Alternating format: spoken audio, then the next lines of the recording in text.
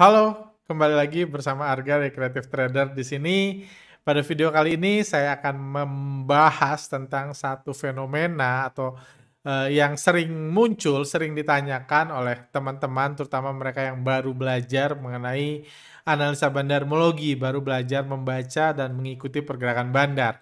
Pertanyaannya udah masuk ke kami sangat sering dengan gaya yang berbeda-beda, dengan cara penulisan atau kasus di saham yang berbeda-beda, tapi intinya pertanyaannya kurang lebih kayak gini, yaitu kenapa broker bandar sering kedapatan jual rugi?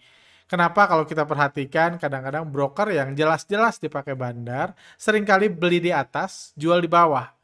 Hal ini tentu mengundang pertanyaan bagi mereka-mereka yang ini katanya bandar yang atur harga, katanya bandar yang bebas ngebanting kapan aja, ngegoreng kapan aja, kok cut loss kayak gitu. Jadi untuk menjawab pertanyaan tersebut, saya membuat video ini di mana saya mengambil satu contoh kasus yang kurang lebih broker bandarnya melakukan hal tersebut dan ya harapan saya ini bisa menjawab. Video ini juga akan menunjukkan buat teman-teman yang newbie bagaimana cara menganalisa bandarmologi secara sederhana. Kebetulan ada saham yang pergerakan bandarnya cukup sederhana sehingga mudah-mudahan dengan kasus ini Anda juga bisa mengupgrade diri Anda membaca tentang pergerakan bandar dan dapat contoh nih analisa bandarmologi itu seperti gimana? Apa bedanya dengan analisa fundamental atau tarik-tarik garis itu apa bedanya? Jadi dalam video ini saya memberikan contoh. Tapi sebelumnya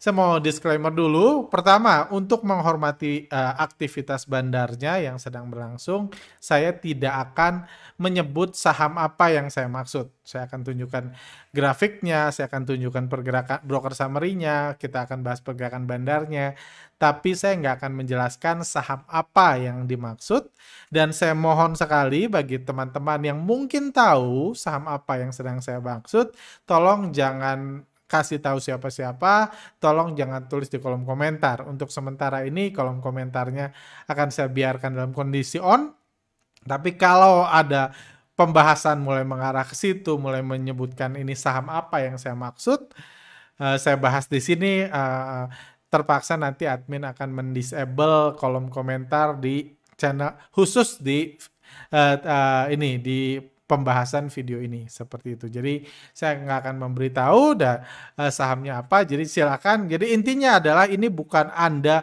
supaya Anda membaca supaya Anda membeli saham ini, menjual saham ini atau ini. Intinya ini saya memberikan contoh bagaimana menganalisa pergerakan bandar dari data broker summary dan bandar yang kedapatan broker bandarnya jual rugi. Intinya saya cuma mau mengajarkan itu, semoga berguna buat Anda, dan kalaupun Anda takut video ini akan di take down atau apa ke depannya karena ada bandar yang keberatan, kalau Anda mau download feel free, tapi tolong jangan di repost lagi dimanapun. Jadi buat koleksi pribadi Anda aja. Oke, langsung aja saya akan membahas satu kasus di mana di sini dalam kasus ini ada sebuah saham. Jadi harga sahamnya awalnya digocap, terus digoreng tinggi, terus ARB berjilid-jilid, terus dalam kasus ini kedapatan MG borong sahamnya di sini borong 352.000 lot. Di sini MG beli, terus tiba-tiba besoknya langsung ARB. Dan ketika naik MG yang borong 352.000 lot, jadi bandar menggunakan broker MG untuk menggoreng saham ini, tapi ketika turun juga MG juga yang jualan 348.000 lot dan langsung ARB. Dan kalau kita lihat secara detail, ini lebih menarik lagi adalah pertama MG ketika naik tadi tanggal 1 November, itu ketika naik MG melakukan pembelian ini di average 65,6 ketika naik. MG yang beli. Jadi yang tentunya siapa yang buat harga saham ini naik adalah yang beli paling banyak, yang hajar kanan. Dan kita dapati dari data broker summary, MG lah broker MG yang membeli. Jadi di sini dijelaskan bandar melalui broker MG membeli sebanyak 352.000 lot dengan average harga 65,6. Besoknya bukannya terbang, Padahal MG ini salah satu broker yang ternama, yang punya apa ya, karisma di bursa kita, kayak gitu, besoknya malah harga jatuh. Harga malah ARB setelah digoreng hari ini, besoknya tanggal 2 harga malah jatuh dan yang jual juga MG. Jadi ini fenomena yang menarik. Yang jual juga MG, jadi yang naikin dia kok diturunin sama dia. Oke, Bandar mah bebas. Mau naikin kemarin, turun hari ini, yes, itu hukum di bursa, Bandar mah bebas. Kayak gitu. Cuma yang menarik adalah ketika dia jual, average-nya 65,2. Dia jualan. Sementara ketika dia beli, average-nya 65,6. Berarti jual rugi dong. Jadi ini tentunya yang belum paham, masih banyak yang bingung. Kenapa broker bandar jualan rugi? Kayak gitu. MG yang begitu karisma, yang dianggap sangat powerful, kenapa jualan rugi? Jadi untuk menjawabnya, saya akan memberikan 3 poin. Poin ini saya sebelumnya nggak pernah bahas, seingat saya, tapi ini 3 poin yang juga diajarkan di workshop bandarmologi. Semoga para alumni workshop bandarmologi nggak keberatan dengan video ini, tapi intinya ini kan basicnya aja. Saya tahu alumni bandarmologi pun dapat jauh lebih banyak dari ini. Cuma untuk teman-teman newbie yang mau belajar bandarmologi, saya kasih 3 poin yang menjawab kenapa broker bandar sering jual rugi. Beli di sini, jual di sini. Pertama, yang saya mau highlight adalah bandar, siapapun bandarnya, apapun sahamnya, apapun tujuannya, bandar tidak mungkin menggoreng menggunakan satu broker. Ini prinsip yang perlu Anda ketahui kalau Anda mau menganalisa bandarmologi, kalau mau belajar bandarmologi adalah bandar tidak mungkin menggoreng menggunakan satu broker. Broker yang dipakai bandar untuk menggoreng harga selalu lebih dari satu. Lebih dari satu itu bisa 2, bisa 20, bisa 30. Tergantung bandar, tergantung besarnya project. Tapi prinsip pertama yang harus Anda pahami, kalau Anda mau belajar bandarmologi, bandar tidak mungkin menggoreng menggunakan satu broker. Itu sebabnya kalau Anda suatu hari misalnya Anda punya saham banyak atau Anda pemilik emiten, Anda datang ke broker, bilang, tolong dong saya butuh jasa ngebandarin saham saya. Atau tanya ke sekuritas, sekuritas ini kira-kira punya jasa ngebandarin nggak? Saham saya lagi 100 nih, saya mau naikin ke 16.000 kayak gitu, kayak Arto kayak gitu. Misalnya ada keinginan seperti itu, apakah sekuritas akan mengiyakan atau bilang, yes, kita ada divisi menggoreng saham nggak? Kalau nggak percaya, Anda tanya sendiri, nggak ada. Sekuritas nggak bisa punya divisi menggoreng saham. Bisnis kuliner saham gitu tidak bisa. Kenapa? Karena menggoreng saham nggak bisa pakai satu broker. Kenapa? Karena retail sekarang sudah tidak sebodoh itu. Bayangkan kalau setiap broker itu beli, harga naik, setiap broker itu jual, harga turun, betapa indahnya, betapa mudahnya analisa bandarmologi. Orang nggak akan harus ngejelimet, berhalusinasi, berimajinasi, bahas fundamental, bahas teknikal, dan lain-lain. Liatin aja broker itu beli, langsung beli, harga naik. Broker itu jual, langsung jual, harga turun. Tentunya nggak mungkin seperti itu. Jadi, project ngebandarin atau bisnis kuliner di bursa harus menggunakan banyak broker. Lebih dari satu broker. Dan tadi kita hanya menganggap brokernya menggunakan broker MG sehingga mereka terlihat cut loss. Jadi dan ini sebenarnya sudah saya bahas sebelumnya di channel Telegram kami di kasus yang sama. Kita mundur dulu nih, mundur ketika harga mulai naik. Ketika harga mulai naik tanggal 18 Oktober 2021, kami langsung bahas anak Moge sama si Aep collab lagi. Kalau Anda yang belum follow Telegram kami, silahkan follow. Kami udah, ini salah satu ciri yang kami bahas, anak Moge dan Aep. Si Aep ini collab lagi. Ini kode atau ya kode lah ya, yang buat yang ngerti aja. Kode bagi mereka yang ngerti atau yang nggak ngerti, saya coba jelaskan. Anak Moge sedang membahas MG. Dan sama si Aep sedang membahas EP. Ini adalah dua broker yang digunakan oleh bandar. MG dan EP. Dan saya bilang di sini jelas-jelas collab. Berarti bekerja sama, berkolaborasi. Nanti saya kasih tahu tujuannya mereka collab. Tapi menarik di sini, ketika harga digoreng dari sini ke sini kayak gitu, yang beli MG, yang jual EP. Jadi ini adalah M anak moge dan si Aep lagi collab untuk menaikkan harga. Jual beli sesama teman sendiri, teman sepergaulan, teman sepermainan. Seperti itu. Dan di hari yang sama di Telegram kami bahas saham di atas kembali diarahkan pagi ini dan kolaborasi antara anak moge dan si Aep masih berjalan mulus. Collab, saya bilang MG dan EP masih berjalan mulus. Masih ditunggu keberanian investor retail melahap saham ini, baru harganya di ARB kan. Jadi ini pun saya memberikan kode tambahan di Telegram kami bahwa harga ini akan naik sampai keberanian investor retail kita untuk melahap saham ini. Hajar kanan, ngantri di level tertinggi, ditunggu. Setelah retail berani beli, baru ARB. Kayak gitu. Karena bandar pengen untung nih. Berarti ya retail butuh nyangkut. Kayak gitu. Jadi setelah retail berani beli, baru ARB. Oke, kita maju kasusnya ke puncak ini nih. Harga sahamnya terbang, terus di ARB kan. Ini bukti keberanian retail. Yang jual siapa? Kita lihat yang jual MG. Kayak gitu. Yang jual MG. Mana bukti keberanian retail? Ini broker-broker yang dipakai retail seperti Mirai Asset, BCA Sekuritas, Ajaib Sekuritas, Mandiri Sekuritas, Philips Sekuritas, semuanya melakukan pembelian saham ini.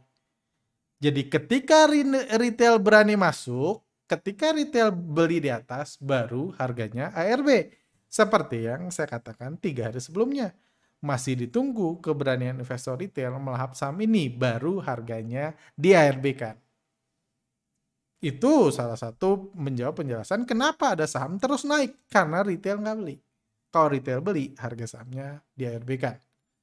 Ini lagi ngomong saham gorengan-gorengan hot ya, nggak saham-saham blue chip kayak gitu. Oke, di sini harganya jatuh, retail masuk. Terus kita lihat lagi adalah collab si Aep dan si MG.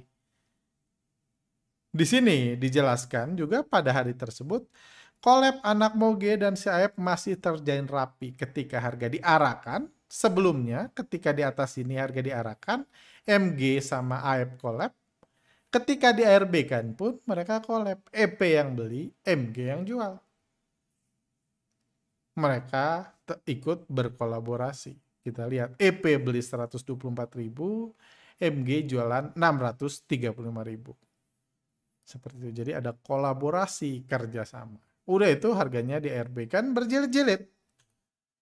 Oke, sekarang kita masuk poin kedua yang ingin saya ajarkan tentang bandarmologi dari banyak prinsip yang dilakukan oleh dari bandarmologi yang perlu Anda pahami. Saya kasih 3. Tadi pertama saya udah bahas bahwa bandar tidak mungkin menggunakan satu broker untuk menggoreng harga.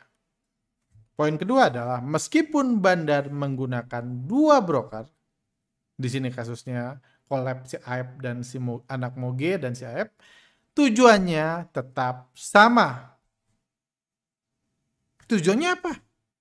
Tujuannya bagi yang belum paham, masih newbie atau masih polos, tujuan bandar apa? Tujuan bandar itu cari untung. Sama-sama tujuan retail. Tujuan bandar di bursa saham adalah cari untung, mencari keuntungan dari investor retail. Itu tujuan bandar. Ini yang sering saya bahas di ini rantai makanan.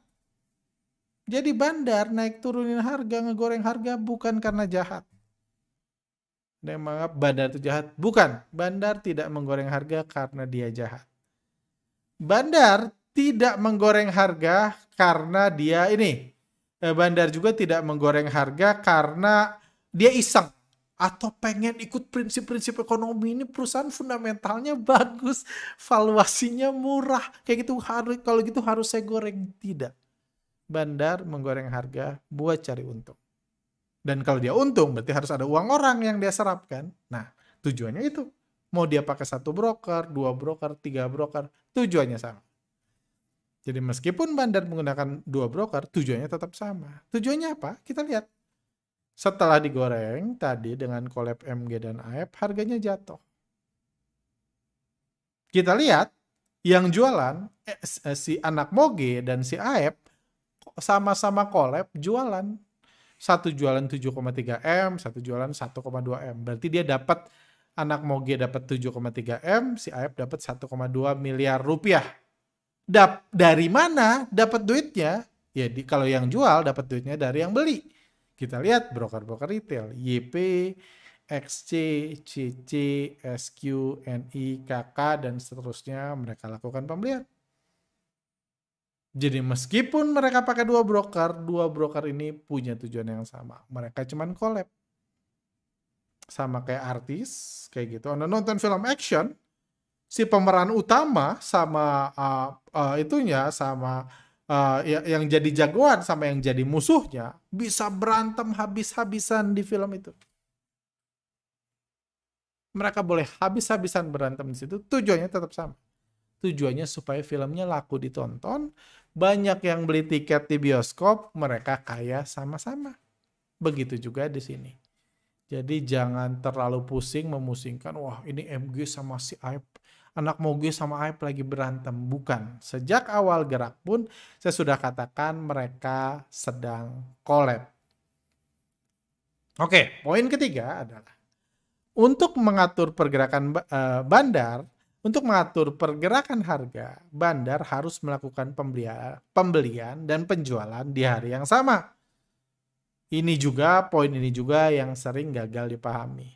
Mereka bingung kenapa bandar beli, kenapa bandar jual di hari yang sama. Ya rugi fee dong, kenapa harus beli barang sendiri, kan punya lu. Kenapa tadi si anak Moge harus beli, si AEP harus jualan. Si AEP beli, si anak Moge jualan, kenapa? Jawabannya sederhana, untuk mengatur pergerakan harga. Mengatur itu artinya naikin dan turunin. Mereka harus beli dan jual di hari yang sama. Kenapa? Karena kalau Anda cuma beli, yang bisa Anda lakukan cuma naikin harga. Anda nggak bisa ngebanting harga dengan beli. Caranya gimana Anda ngebanting harga dengan beli? Kalau Anda beli, either ada ngantri, nggak merubah pergerakan harga, ya cuma nunggu dapat aja, atau Anda hajar kanan, menaikkan harga, nggak ada cara nurunin harga dengan beli saham. Untuk nurunin harga, harus dijual. Kayak gitu, harus dijual, dan untuk naikin harga, harus dibeli. Jadi, kalau bandar mau buat nari-nari, buat retail deg-degan, para generasi FOMO pengen cepetan beli, pengen hajar kanan, ujungnya pengen ngeborong saham seperti ini, ketika harga sahamnya terpuruk, retail-retail mau beli, mereka harus beraksi, harus naikin, turunin, itu yang harus mereka lakukan. Kayak di sini diguyur habis, ARB berjilid-jilid, terus butuh digoreng lagi. Nah, ketika digoreng, kita lihat yang beli anak Moge, yang jual si AEP. Gitu aja terus. Kenapa anak Moge harus beli? Udah jualan banyak. Karena mereka mau naikin harga. Kenapa si AEP jualan? Ya karena memang tujuan mereka mau jualan. Tapi kalau cuma si AEP jualan, anak Moge nggak beli, harganya nggak naik. Kalau harga ARB terus, takutnya retail nggak mau beli. Retail nggak FOMO lagi. Nggak percaya lagi, fundamentalnya bagus, teknikalnya bagus, jadi nggak percaya lagi kalau harga nggak naik-naik. Jadi si anak Moge harus beli, si AEP tetap jualan. Kenapa dinaikin ini? Tujuannya juga tetap sama. Kita lihat setelah digoreng, harganya jatuh, akhirnya kelihatan tujuannya. Anak Moge dapat 2,2 M, si AEP dapat 2,2 M, dapat dari mana? Dari KK, investor retail di Philips Sekuritas, dari BNI, dari BCA Sekuritas, dari Mirai Aset, dari Ajaib Sekuritas, dan lain-lain. Mereka yang ngasih duit ke anak Moge dan ke si AEP. Jadi dari sini mudah-mudahan Anda dapat gambaran kurang lebih apa yang dilakukan bandar. Jadi saya kasih 3 prinsip, ini mudah-mudahan ini bisa menjadi pegangan buat Anda untuk belajar lebih dalam tentang analisa bandarmologi, karena ini analisa yang kompleks, tidak bisa disamakan dengan analisa-analisa lainnya. Jadi di sini saya kasih 3 contoh, 3 prinsip yang mungkin sama ini buat Anda bingung. Pertama, bandar tidak mungkin menggoreng harga menggunakan satu broker. Kedua, meskipun dia pakai 2 broker atau 3 broker atau itu, tujuannya tetap sama. Tujuan bandar adalah mencari keuntungan di bursa saham. Keuntungannya dari mana? Ya nggak bisa dari si AEP. Anak moge keuntungannya nggak bisa dapat dari si AEP. Si AEP keuntungannya nggak bisa dapat dari anak moge. Mereka sama-sama, uang bersama, sekeluarga mungkin. Jadi harus dari investor retail. Uang investor retail lah yang harus mereka serap untuk jadi keuntungan. Jadi meskipun mereka pakai 2 broker, tujuannya sama. Ketiga adalah untuk mengatur pergerakan harga, menaikkan, menurunkan, arah, ARB, dan lain-lain, mereka harus melakukan pembelian dan penjualan di hari yang sama. Karena kalau mereka cuma jualan, harga cuma turun. Kalau harga terus turun, retail nggak mau beli. Nggak FOMO, nggak mau nukerin duitnya sama saham tersebut. Nggak jadi naik. Kalau nggak mau, mereka nggak bisa jualan. Jadi mereka juga harus di sisi pembeli.